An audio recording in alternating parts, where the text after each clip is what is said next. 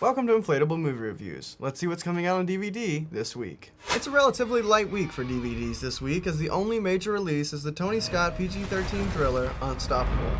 We have an unmanned train rolling into a highly populated area with no air brakes.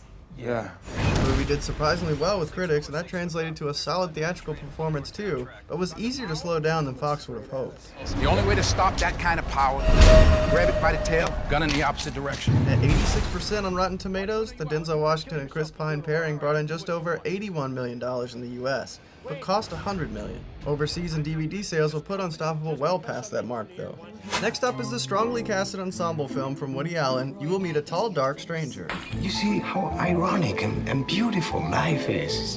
The R-rated drama stars Antonio Banderas, Josh Brolin, Naomi Watts, Anthony Hopkins, and Frida Pinto, so it's a little surprising that Stranger is not only one of Allen's weakest domestic box office returns, but one of his worst reviewed movies as well. Shakespeare said, life was full of sound and fury, and in the end signified nothing. And lastly, from Oscar-winning documentarian Davis Guggenheim, From an Inconvenient Truth, comes his education-themed Waiting for Superman. You wake up every morning and you know that kids are getting a really crappy education right now. The intercutting story of several kids and parents vying to get into better schools was critically praised, but Scott and I were never big fans. It seems like the Academy wasn't either, as Superman was passed over for an Oscar nomination.